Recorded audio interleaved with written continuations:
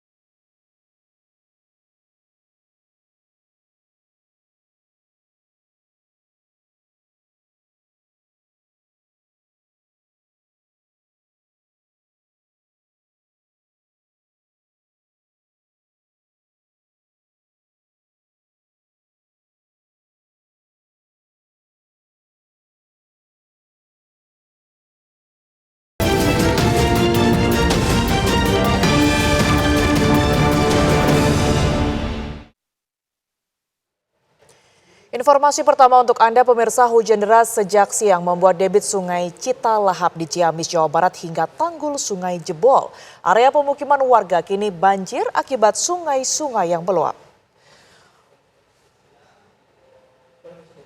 Hujan deras sejak Senin siang membuat tanggul sungai Citalahap di Desa Bangunsari, Kecamatan Pamarican, Ciamis, Jawa Barat jebol.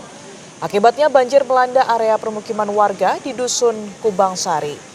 Debit air yang tinggi hingga lutut orang dewasa membuat sebagian warga bersiap mengungsi. Warga diminta untuk waspada dan bersiap mengingat curah hujan masih tinggi dan berpotensi banjir semakin meluas. Petugas gabungan dari BBWS Citandui, Kementerian PU, BPBD, Tagana, dan TNI Polri kini pun tengah berupaya untuk menutup tanggul yang jebol agar banjir tidak meluas. Selain masuk ke pemukiman penduduk, pemirsa, banjir akibat tanggul jebol juga sudah merendam area sawah dan perkebunan warga hingga ketinggian 1 meter. Warga berharap penutupan tanggul yang jebol ini bisa segera diselesaikan agar banjir tidak semakin besar.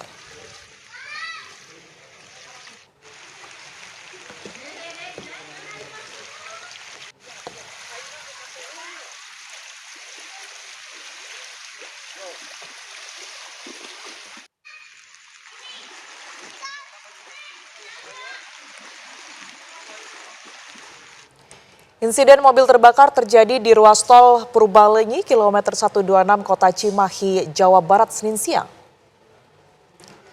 Api menghanguskan mobil yang datang dari arah Padalarang menuju Kota Bandung di ruas tol Purbalenyi, kilometer 126 jalur A.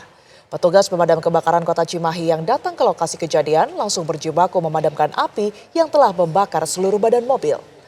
Menurut petugas damkar Kota Cimahi, sebelum terbakar mobil sempat mengeluarkan asap yang berasal dari bagian kap mobil hingga terbakar hebat. Beruntung 4 penumpang di dalam mobil berhasil menyelamatkan diri.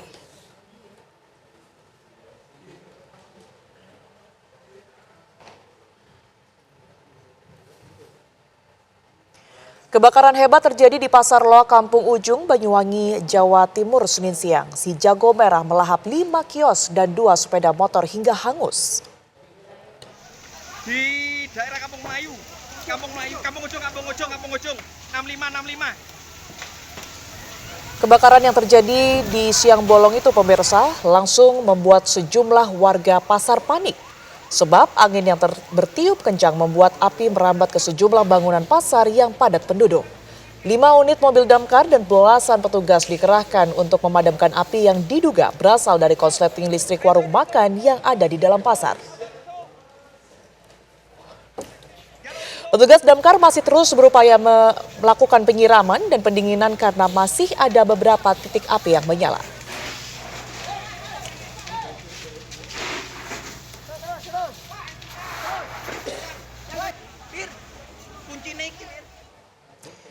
Ya pemirsa, kebakaran hebat terjadi di Pasar Lok, Kampung Ujung Banyuwangi, Jawa Timur, Senin siang, di mana si jago merah melahap 5 kios dan 2 sepeda motor. Ini juga sudah kami informasikan sebelumnya, visualnya pun juga sudah Anda saksikan pemirsa. Dan kini kita beralih ke informasi lainnya, di mana keributan antar tetangga ini berujung penganiayaan di permukiman warga di Jalan Dahlia 3, Cengkareng, Jakarta Barat. Korban dianiaya usai menegur pelaku yang kerap bermain drum hingga mengganggu lingkungan.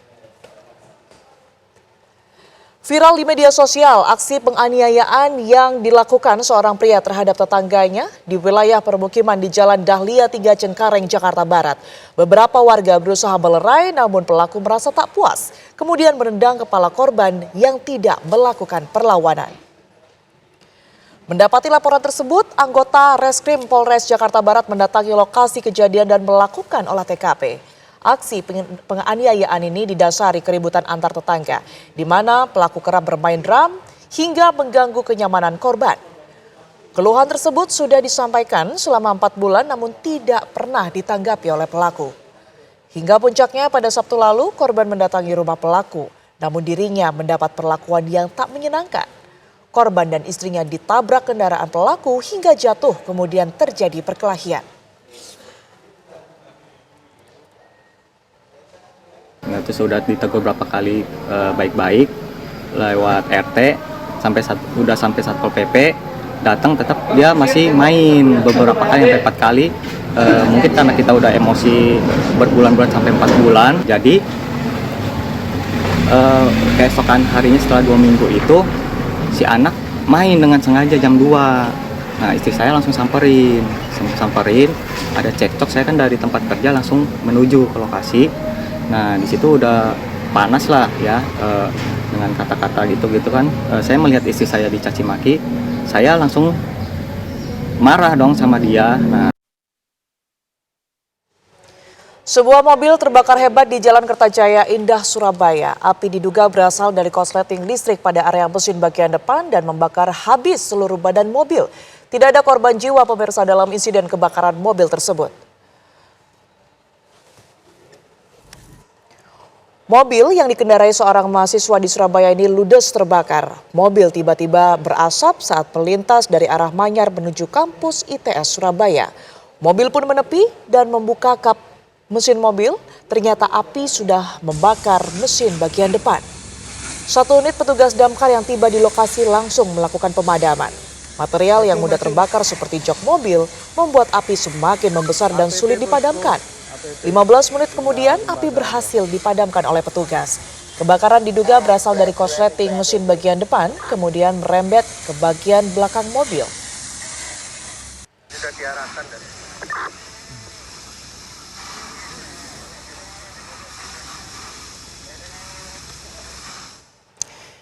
Kita ke kabar lainnya, pemirsa. Pelaku tindak pidana perdagangan orang terhadap anak yang terjadi di kawasan Taman Sari, Jakarta Barat dibongkar.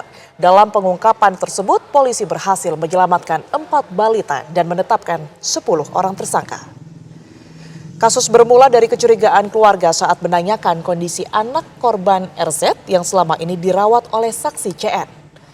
Setelah ditelusuri, saksi bertemu dengan tersangka IG yang mengaku anak korban berada di Medan. Merasa janggal, saksi kemudian membawa tersangka ke Polsek Taman Sari untuk diklarifikasi. Dari hasil penyidikan terungkap bahwa tersangka IG mengakui telah menjual anak korban kepada pihak lain. Anak tersebut kemudian diperjualbelikan secara berantai dengan nilai transaksi yang terus meningkat. Dalam jaringan tersebut, salah satu pelaku diketahui berperan sebagai perantara yang membawa anak-anak ke wilayah pedalaman Sumatera. Setelah dilakukan penelusuran di pedalaman Sumatera, polisi menemukan 3 anak lainnya. Petugas berhasil mengamankan 10 tersangka serta menyelamatkan anak korban RZ bersama 3 anak lainnya yang kemudian dievakuasi dan dibawa ke Jakarta. Hingga saat ini pemirsa, Polres Jakarta Barat tengah membuka posko pengaduan guna mencari keberadaan orang tua ketiga balita tersebut. Gini, memang diamankan pertama atas dasar satu laporan terkait tentang satu anak yang diperdagangkan oleh orang tua kandung. Terkait yang diamankan di sana ada 3 orang. Makanya Polres Metro Jakarta Barat membuka suatu layanan posko pengaduan kepada masyarakat yang merasa bahwa ada anaknya hilang, anaknya dalam kondisi diculik, tidak berada. Nah ini juga Polda Metro Jaya, Polres Metro Jakarta Barat membuka diri untuk mendapatkan informasi itu. Tapi kan sangat aneh apabila dengan kita sudah konferensi pers, kita sudah mengunggah di media online, media sosial, tapi belum ada yang hadir. Apakah ini memang suatu adab, suatu kebiasaan untuk memperdagangkan anaknya? Nah ini menjadi pendalaman oleh kita. Artinya kalau kita ada anggota keluarga tidak pulang, apalagi anak kecil, kita sudah merasakan beberapa jam kemudian pasti akan melaporkan kepada pihak yang berwajib gitu. Nah kami masih mendalami, makanya dititipkan untuk pelayanan perhatian terkait tentang kondisi kesehatan fisik dan psikis.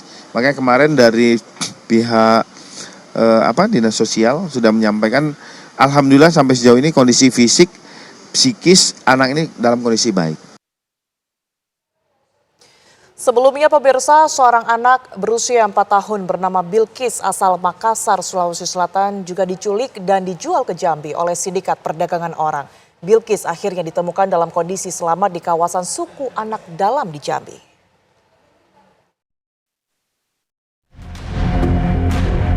Inilah detik-detik Bilkis dibawa kabur oleh seorang wanita bersama 2 anak lainnya yang terekam dalam CCTV. Dalam rekaman CCTV terlihat pelaku menggandeng Bilkis dengan terburu-buru sambil terus menoleh ke arah belakang seolah ingin memastikan semuanya aman. Peristiwa tersebut terjadi saat sang ayah sedang bermain tenis di Taman Pakui Sayang, Makassar. Informasi hilangnya Bilkis pertama kali beredar luas melalui media sosial dan grup WhatsApp pada 4 November 2025 silam. Atas laporan kehilangan yang dibuat orang tua Bilkis, Polrestabes Makassar, Sulawesi Selatan bergerak cepat mencari keberadaan Bilkis. 4 hari berselang, polisi berhasil menemukan bocah 4 tahun yang hilang diculik selama sepekan itu. Korban ditemukan polisi di Provinsi Jambi dalam keadaan selamat. Penculikan balita ini melibatkan 3 orang yang semuanya sudah ditangkap. Pelaku menjual korban seharga 3 juta rupiah di media sosial. Korban ditemukan di Kabupaten Merangi, Jambi setelah dibawa dari Makassar oleh seorang perempuan. Kasus penculikan dan perdagangan anak Bilkis membuka tabir sindikat TTPO dengan modus penculikan dan adopsi ilegal terhadap anak. Tim TV One mengabarkan.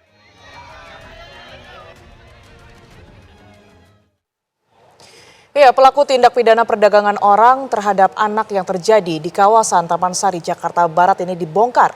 Anak diperjualbelikan secara berantai dengan nilai transaksi yang terus meningkat. Dalam pengungkapan tersebut, pemirsa, polisi berhasil menyelamatkan 4 balita dan menetapkan 10 orang tersangka. Dan sebelumnya ada di beberapa bulan yang lalu, tepatnya di bulan November, ini kasus Bilkis yang berusia 6 tahun ini juga diperjualbelikan di media sosial. Lalu seperti apa kajian kriminolog mengenai kasus TPPO balita ini? Kita akan membahasnya bersama dengan kriminolog Bapak Mahrus Ali dari UII. Selamat malam Pak Mahrus. Selamat malam. Baik Pak Mahrus, kita ketahui kasus yang ada di Jakarta Barat ini adalah berasal dari orang tua yang menjual anaknya. Tetapi kemudian ditemukan 3 anak lainnya dan ini belum diketahui apa yang kemudian terjadi dengan 3 anak tersebut. Secara keseluruhan, analisa Anda seperti apa? Pertama, ini kan kejahatan yang terorganisir ya. Jadi pelakunya pasti bukan hanya 1 orang. Dia nanti akan ada pembagian peran. Jadi kalau misalnya ini kan ada 10 yang sudah ditetapkan sebagai tersangka. Itu nanti pasti ada pembagian peran. Siapa nanti yang akan misalnya merekrut, siapa nanti yang akan misalnya mengangkut, kemudian nanti menampung siapa, mengirim siapa, kemudian memindahkan siapa, sampai siapa yang menerima. Jadi ini adalah fenomena yang saya kira ini biasa terjadi untuk jenis-jenis kejahatan yang itu dilakukan secara terorganisir. Gitu kan. Nah, kemudian yang menarik ini kan sebetulnya adalah ada hubungan antara korban dengan pelakunya. Jadi ini kan diduga bahwa salah satu pelaku yang terlibat justru adalah ibu kandung dari anak yang bersangkutan, gitu kan. Kalau seperti itu, ini kan menjadi kajian menarik. Ibunya sendiri justru yang menjadi pelaku, mestinya kan dia melindungi. Nah dalam kajian kriminologi, untuk kejahatan-kejahatan yang seperti ini, itu kan biasanya kejahatan itu terjadi dalam konteks aktivitas rutin. Jadi di dalam teori itu paling tidak ada 3 kriteria. Yang pertama adalah memang pelakunya sudah termotivasi untuk melakukan kejahatan. Salah satu indikatornya adalah tadi ada pembagian peran yang itu memang masif dalam konteks mewujudkan terjadinya kejahatan. Yang kedua, ini yang kedua adalah targetnya memang pas. Ini kan anak kecil ya. Ya, targetnya pas itu. Jadi pelakunya sudah termotivasi, kemudian targetnya adalah anak kecil yang dia sendiri mestinya dia adalah perlu dilindungi. Ini kan konteksnya ada relasi kuasa kan. Jadi dia sudah sebetulnya tidak punya kekuasaan dalam konteks fisik dan psikologis untuk menolak menjadi korban kejahatan. Baru kemudian yang ketiga ada namanya, ini kan minimnya pengaman. Jadi mestinya ibu itu menjadi pengaman, tapi ternyata di sini justru dia tidak mampu untuk mengamankan anak untuk menjadi korban kejahatan, justru dia menjadi pelaku kejahatan. Nah, teori ini sebetulnya lazim untuk kejahatan-kejahatan jalanan, termasuk salah satunya adalah kejahatan-kejahatan yang saya juga marah, itu adalah perdagangan orang. Baik, indikasi pertama itu adalah perdagangan orang, tapi ada yang menarik di sini Pak Mahrus bahwa keduanya antara kasus yang ada di Jakarta Barat dan juga beberapa bulan yang lalu ya, di bulan November, ini anak Bilkis ini juga ditemukan sama-sama di Jambi, di suku anak dalam. Apakah antara kasus pertama dan keduanya Anda melihat ada keterkaitan sindikat yang sama?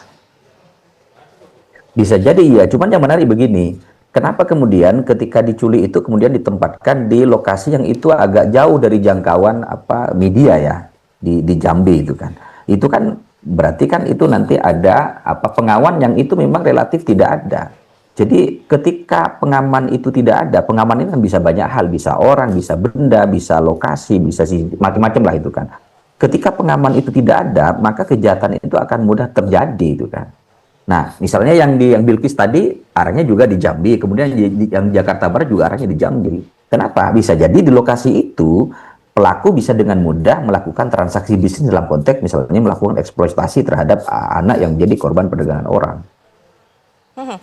Kemudian dari 10 orang tersebut ini masih didalami, ada atau tidaknya warga suku anak dalam di situ. Tapi kalau Anda melihat apakah memang ada sosok tersendiri yang kemudian ini dalam tanda kutip merekrut begitu ya, mencari anak-anak dan juga menjadi perantara dan diantarkan ke suku anak dalam atau bagaimana Pak Mahrus?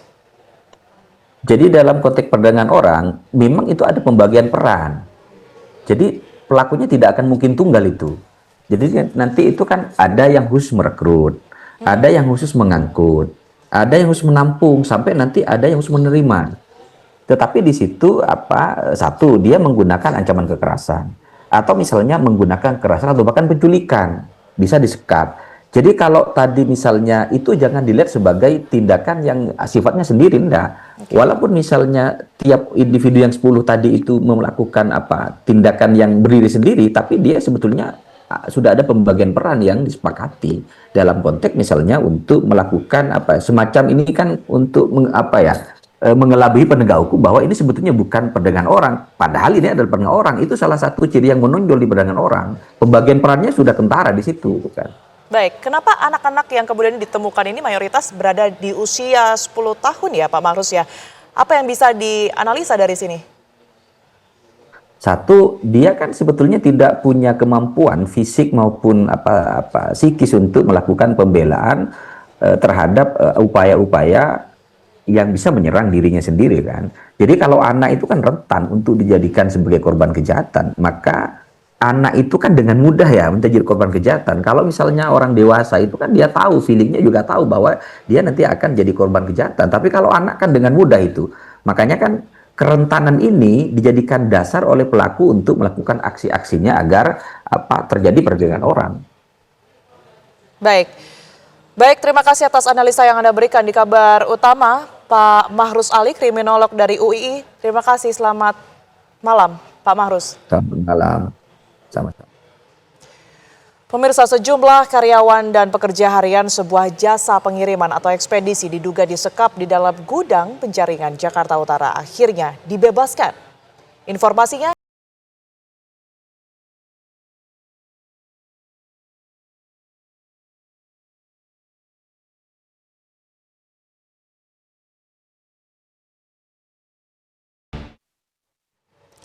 Anda kembali di kabar utama pemirsa, 2 oknum anggota polisi di Jambi dipecat karena terlibat dalam kasus pemerkosaan. Kedua oknum polisi adalah anggota Polres Tanjung Jabung Timur dan Direktorat Reserse Kriminal Umum Polda Jambi. Sidang Komisi Kode Etik Polri dengan pelanggar oknum anggota Polres Tanjung Jabung Timur Bribda SP serta oknum anggota Direskrimum Polda Jambi Bribda NI digelar di ruang sidang Bidpropam Polda Jambi. Dalam sidang ini Komisi Kode Etik menilai keduanya terbukti melanggar kode etik karena terlibat dalam kasus pemerkosaan yang korban yang merupakan gadis berusia 18 tahun. Komisi Kode Etik juga memeriksa 8 saksi untuk memperjelas rangkaian peristiwa yang terjadi. Komisi Kode Etik menjatuhkan vonis pemberhentian tidak dengan hormat atau PTDH dari anggota Polri terhadap Bribda SP dan Bribda NI. Duduk perbuatan berupa telah melakukan perbuatan asusila terhadap korban berinisial saudari CS. Kemudian Komisi Kode Etik memutuskan bahwa dari sidang KKEK tersebut terhadap perilaku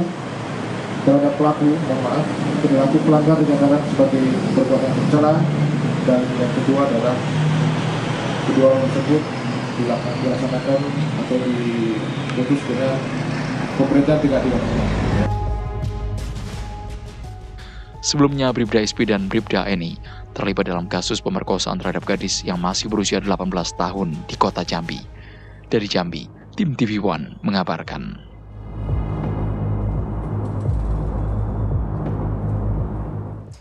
Seorang guru madrasah ibtidaiyah di Kabupaten Sampang, Jawa Timur menjadi korban penganiayaan yang dilakukan oleh orang tua murid bersama seorang kerabatnya. Kedua pelaku kini telah ditangkap dan diamankan di Mapolres Sampang.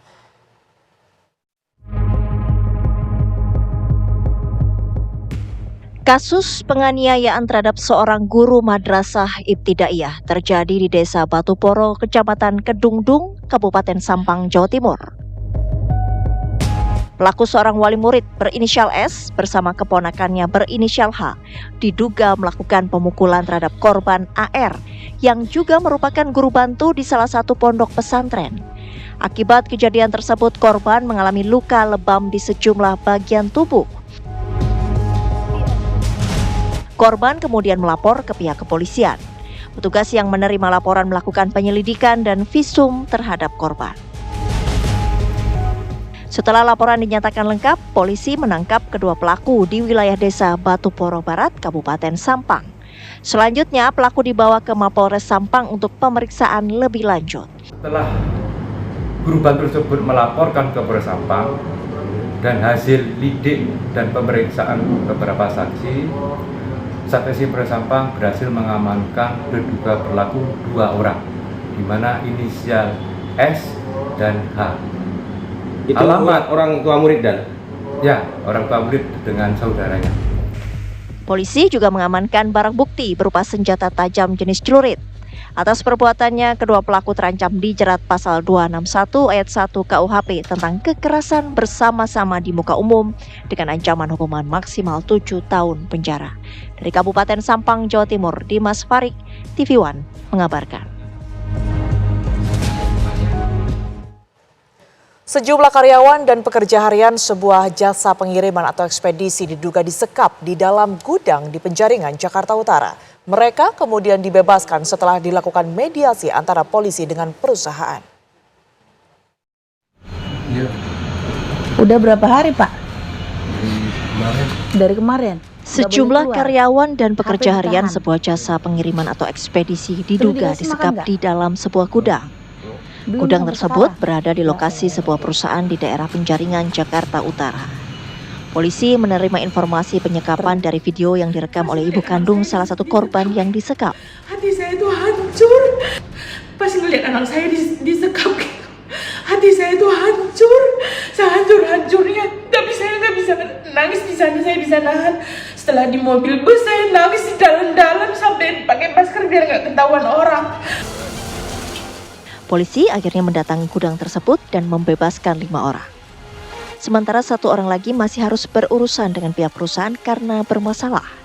Polisi melakukan mediasi dengan pihak perusahaan untuk menyelesaikan persoalan yang terjadi. Dari Jakarta, Raka Prawirawijaya, TV One mengabarkan.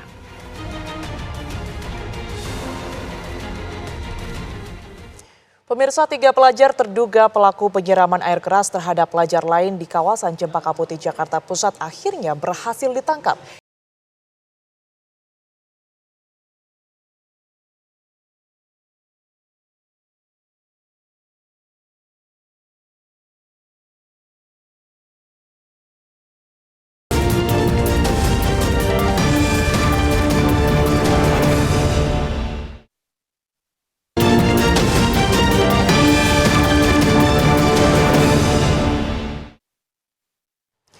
Pemirsa, seorang pelajar tewas setelah mengalami kecelakaan tunggal di Jalan Matraman Raya, Jakarta Timur.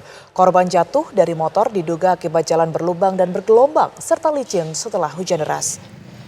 Seorang pelajar SMK yang hendak menuju sekolah jatuh dari motor dan tewas di lokasi kejadian di Jalan Matraman Raya, Jakarta Timur Senin pagi.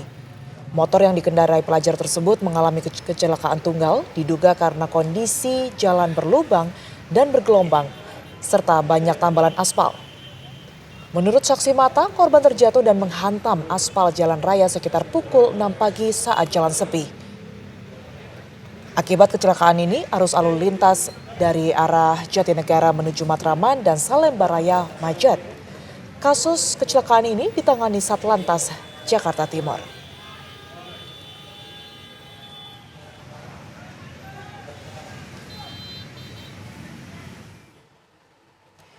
Tiga pelajar terduga pelaku penyiraman air keras terhadap pelajar lain di kawasan Cempaka Putih, Jakarta Pusat akhirnya berhasil diamankan petugas Satuan Perlindungan Perempuan dan Anak Sat PPA PPO Polres Metro Jakarta Pusat. Ketiganya ditangkap tanpa perlawanan di 3 tempat berbeda, yakni di Karawang, Cikarang, dan Depok, Jawa Barat. Ketiga terduga pelaku sempat melarikan diri usai videonya viral di media sosial sejak Sabtu kemarin.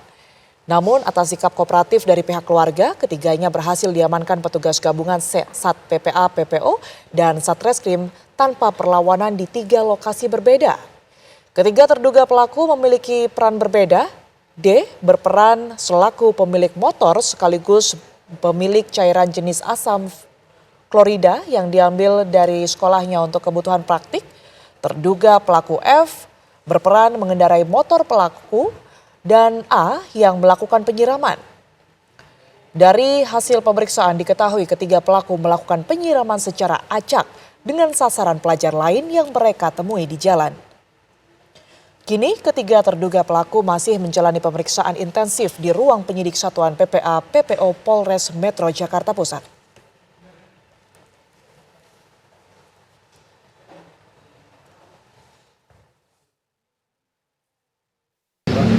Jadi dari ketiga pelaku ini, 2 orang masih di bawah 18 tahun dan di bawah umur, 1 orangnya sudah 18 tahun. Jadi berawal dari yang bernama D, itu pemilik motor juga pemilik dari cairan tersebut ya, karena dia mengambil dari sekolahnya. Kemudian yang membawa motor namanya F, kemudian yang menyiram itu namanya A. Nah, ini juga sudah lebih dari 18 tahun, kemungkinan kita tidak atau sudah kita hitung dewasa. Informasinya sih ini baru pertama kali. Adalah random ya. Jadi ketiga pemuda ini melihat pemuda lain yang menggunakan seragam alma mater sekolah lain, kemudian langsung ingin menyiram saja gitu. Ya, lantas apa perkembangan terbaru dari kasus penyiraman air keras antar sesama pelajar ini? Sudah bergabung bersama kami reporter TV One langsung dari Polres Jakarta Pusat. Ada Brilian Syaheran di sana. Selamat malam Brilian. Bagaimana hasil pendalaman pihak kepolisian berkaitan dengan hal ini? Baik Tiara dan juga pemirsa, betul sekali belakangan ini sempat menjadi perhatian publik terkait kasus penyiraman air keras oleh 3 orang pelajar terhadap sesama pelajar di kawasan Cempaka Putih Barat, Jakarta Pusat. Ini pada Jumat 6 Februari 2026 kemarin. Di mana ini dari update dari penangkapan ini pihak kepolisian dari Satuan PPA PPO dari Polres Metro Jakarta Pusat pada Minggu malam kemarin berhasil membekuk 3 orang terduga pelaku di 3 lokasi berbeda di di wilayah Jawa Barat. Di mana untuk pelaku berinisial D ini berhasil diringkus di kawasan Karawang, kemudian pelaku berinisial F ini di daerah Cikarang dan pelaku berinisial A ini di daerah Depok. Di mana memang dari pihak kepolisian sendiri, Kasat Reskrim Polrestoro Jakarta Pusat ini AKBP Robi Heri Saputra ini menyatakan bahwa memang dalam prosesnya ini turut dibantu juga oleh pihak keluarga yang nampaknya ini kooperatif dalam memberi tahu lokasi para pelaku, dan juga memang meskipun para pelaku ini sempat kabur begitu, namun ketika proses penangkapan ini dilaporkan tidak ada perlawanan. Nah, juga ketiganya saat ini telah menjalani pemeriksaan intensif di ruang penyidik dari Satuan Perlindungan Perempuan dan Anak dan juga pemberantasan perdagangan orang yang ada di Polres Metro Jakarta Pusat, guna untuk mendalami motif hingga kronologi dari para pelaku. Adapun juga memang dilaporkan untuk dugaan awal dari pihak kepolisian ini menyatakan bahwa motif para pelaku ini ketika melakukan aksinya ini random atau acak, baik dari tempat maupun korban yang menjadi sasaran.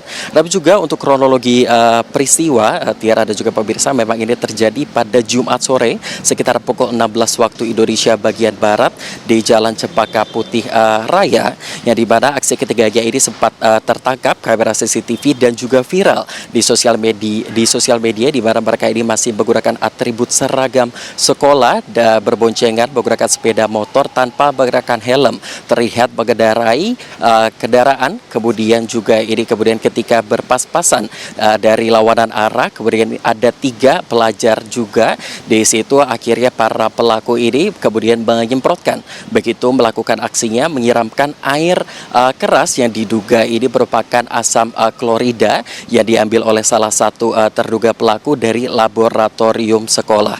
Dan juga memang untuk kondisi para korban, Tiara, ini memang pihak kepolisian melaporkan ketiga korban ini nampaknya terkena penyiraman air keras, yang di mana satu korban ini dilaporkan mengalami penyiraman di bagian mata dan 2 orang lainnya ini mengalami penyiraman di bagian tubuh dan ini luka ringan. Meskipun begitu, ketiganya sempat dilarikan ke rumah sakit untuk mendapatkan penanganan medis, dan saat ini para ketiga korban ini telah dipulangkan ke kediamannya masing-masing untuk menjalani rawat jalan.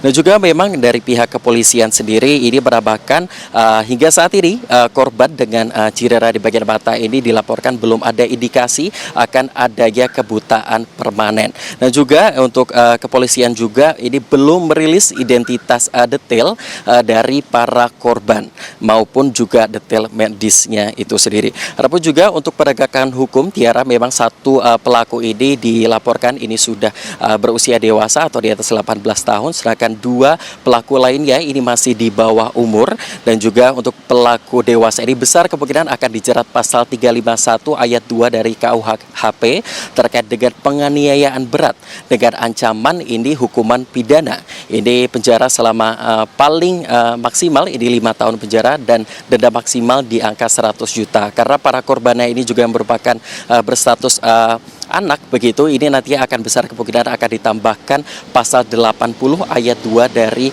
Undang-Undang Perlindungan Anak, begitu. Dan juga untuk 2 korban lainnya masih berada di bawah umur, ini akan dilakukan begitu ini proses hukum berdasarkan Undang-Undang Sistem Peradilan Pidana Anak. Dan tentunya kita akan kawal bersama-sama, Tiara, bagaimana proses dari peristiwa penyiraman air keras ini oleh sesama pelajar di daerah Cempaka Putih. Untuk sementara demikian, kembali ke Anda, Tiara, di studio. Baik, Brilian Syahiran melaporkan langsung dari Polres Jakarta Pusat. Terima kasih Brilian, selamat kembali bertugas. Kita ke kabar lainnya, pemirsa. Mantan Menteri Pendidikan, Kebudayaan, Riset, dan Teknologi Nadiem Makarim kembali menjalani sidang lanjutan kasus dugaan korupsi pengadaan laptop berbasis Chromebook. Sidang yang digelar Pengadilan Tipikor Jakarta itu mendengarkan keterangan saksi fakta dari LKPP termasuk mantan Kepala LKPP dan Direktur Advokasi. Berdasarkan keterangan saksi, pada tahun 2020 dan 2021, penentuan harga pengadaan laptop dilakukan oleh pihak kementerian dan prinsipal tanpa melibatkan LKPP sesuai standar.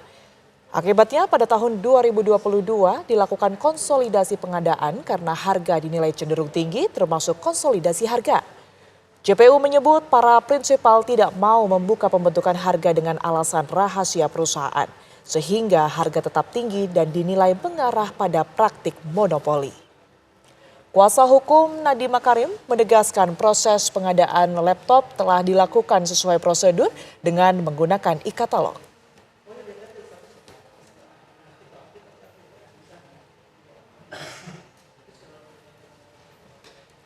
Proses persidangan kasus korupsi dan pemerasan sertifikasi K3 dengan terdakwa mantan Wakil Menteri Ketenagakerjaan Immanuel Ebenezer atau Noel kembali digelar di Pengadilan Tindak Pidana Korupsi Jakarta Pusat. Dalam sidang hari ini, Jaksa Penuntut Umum menghadirkan 3 orang saksi yang diduga rekeningnya digunakan untuk aliran dana dalam kasus korupsi dan pemerasan tersebut. Usai menjalani persidangan, Noel menyampaikan sejumlah pernyataan keras dan menegaskan tidak ada keterangan saksi yang mengaitkan dirinya dengan perkara yang didakwakan.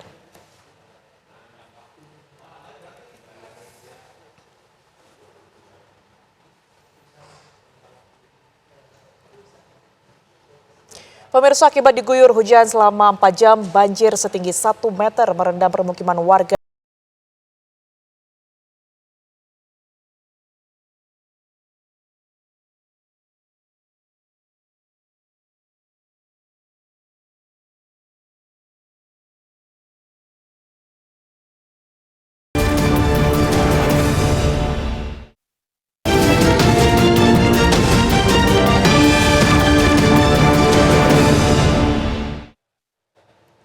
Anda kembali di kabar utama pemirsa, akibat diguyur hujan selama 4 jam, banjir setinggi 1 meter merendam permukiman warga di Sumbawa, Nusa Tenggara Barat. Selain rumah warga, fasilitas umum dan jalan raya utama terendam banjir akibat luapan sungai di desa tersebut. Data sementara mencatat sebanyak 1.215 kepala keluarga atau sekitar 3.620 jiwa terdampak banjir. Pemkab setempat langsung menyalurkan bantuan logistik darurat berupa makanan siap saji, air bersih, serta kebutuhan dasar lainnya bagi para korban anak-anak dan lansia.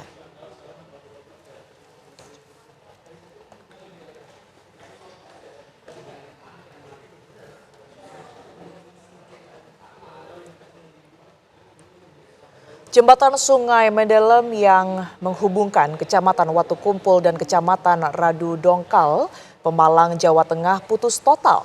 Tiang penyangga anjlok karena pergeseran tanah. Tanda-tanda kerusakan sudah terlihat beberapa pekan terakhir. Jarak pergeseran semakin melebar hingga mencapai hampir 70 cm.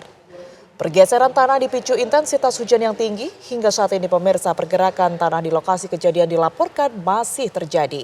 Warga diminta untuk tidak mendekati area jembatan yang ambrol karena kondisinya masih labil dan berbahaya.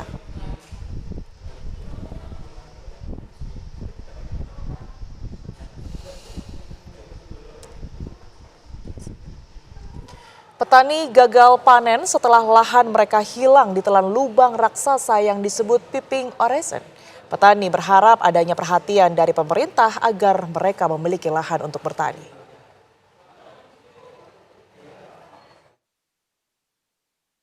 Sejumlah petani di Desa Pondok Bali Ketol, Aceh Tengah Aceh kini merasakan dampak dari terus meluasnya lubang raksasa yang disebut piping erosion. Selain harus mengalami gagal panen, sebagian petani harus kehilangan lahan pertanian mereka karena ditelan lubang raksasa. Wilayah sekitar lubang raksasa kini sudah menjadi zona merah, sehingga warga dan petani dilarang beraktivitas oleh pemerintah. Hal tersebut guna menghindari jatuhnya korban jiwa. Selain tanaman petani cabai, petani jagung dan bawang juga harus kehilangan lahan pertanian mereka, sehingga mulai berdampak pada pendapatan dan hasil panen. Sementara itu, akibat lubang raksasa yang terus longsor, jalan lintas kabupaten juga putus. Sekitar 5 rantai, kemudian ada kawan-kawan petani lain lagi, ada juga terdampak sekitar 1 hektar, 5 rantai, seperti bervariasi dia. Tidak banyak juga, ada juga yang sedikit. Warga sangat berharap adanya perhatian serius dari pemerintah dan pihak terkait, seperti memberikan lahan baru, serta bibit dan pupuk sehingga mereka bisa bangkit kembali. Dari Takengon, Aceh Tengah, Haider Azhari, Irwan Syah, TV One mengabarkan. Kita ke kabar lain, pemirsa. Pimpinan Mahkamah Agung merasa kecewa dan menyesal dengan penangkapan hakim, wakil hakim, dan juru sita di Pengadilan Negeri Depok. MA mendukung penuh langkah KPK yang dinilai mempercepat proses bersih-bersih internal terhadap hakim dan peradilan. Mahkamah Agung akan memberhentikan sementara hakim dan aparatur Pengadilan Negeri Depok yang tertangkap tangan melakukan tindak pidana korupsi oleh KPK. MA mendukung penuh terhadap langkah KPK dengan tetap menjunjung tinggi azas praduga tidak bersalah. Pimpinan Mahkamah Agung merasa kecewa dan menyesal dengan tindakan yang dinilai telah menciderai harkat dan martabat hakim. Langkah KPK juga dinilai membantu mempercepat proses bersih-bersih internal terhadap hakim dan aparatur peradilan. Mahkamah Agung juga mengucapkan terima kasih kepada KPK.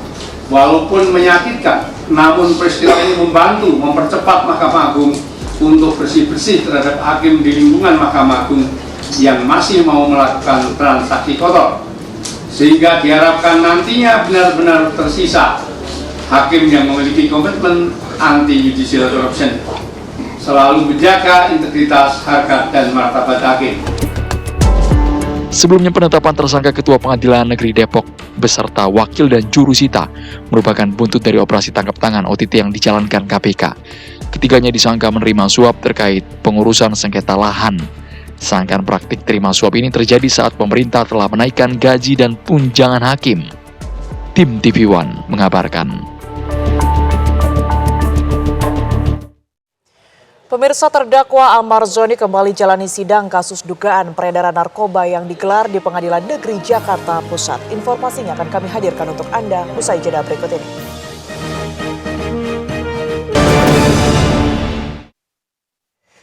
Terdakwa Ahmad Zoni kembali jalani sidang kasus dugaan peredaran narkoba yang digelar di Pengadilan Negeri Jakarta Pusat. Dalam sidang kali ini, Amar mendengarkan keterangan saksi ahli yang dihadirkan oleh pihaknya. Tim kuasa hukum Ahmad Zoni telah menyiapkan 4 saksi ahli, yakni ahli narkotika, ahli manajemen penyidikan, ahli manajemen lapas, dan ahli psikiater. Ahmad Zoni bersama 5 terdakwa lainnya didakwa pasal berlapis terkait jual beli atau perantara narkotika.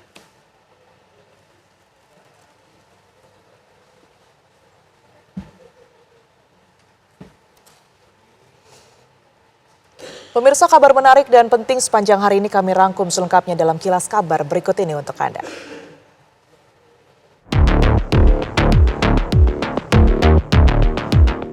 Pelaku tindak pidana perdagangan orang terhadap anak yang terjadi di kawasan Taman Sari, Jakarta Barat dibongkar. Mirisnya, anak tersebut kemudian diperjualbelikan secara berantai dengan nilai transaksi yang terus meningkat. Polisi berhasil menyelamatkan 4 balita dan menetapkan 10 orang tersangka.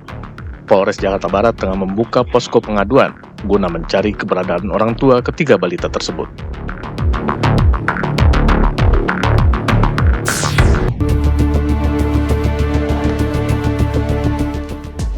Sidang lanjutan kasus dugaan korupsi pengadaan laptop berbasis Chromebook dengan terdakwa mantan Menteri Pendidikan, Kebudayaan, Riset, dan Teknologi Nadiem Makarim hari ini digelar Pengadilan Tipikor Jakarta dengan agenda mendengarkan keterangan saksi fakta dari LKPP.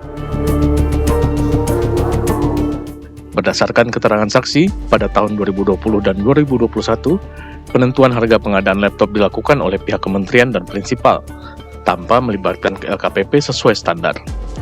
JPU menyebut para prinsipal tidak mau membuka pembentukan harga dengan alasan rahasia perusahaan, sehingga harga tetap tinggi dan dinilai mengarah pada praktik monopoli.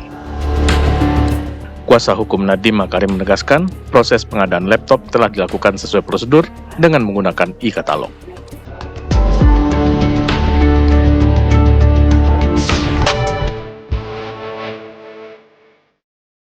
Pimpinan Mahkamah Agung merasa kecewa dan menyesal dengan tindakan hakim dan aparatur Pengadilan Negeri Depok yang tertangkap tangan melakukan tindak pidana korupsi oleh KPK. MA menilai kasus tersebut telah menciderai harkat dan martabat hakim. Oleh sebab itu, Mahkamah Agung akan memberhentikan sementara dan MA mendukung penuh terhadap langkah KPK dengan tetap menjunjung tinggi azas praduga tak bersalah. Tim TV One mengabarkan.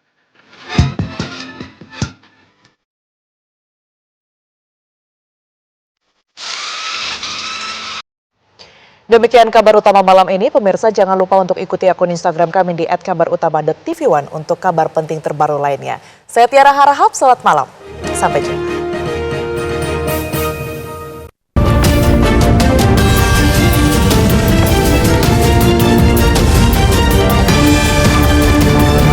Didukung oleh Sarung Al Samsi.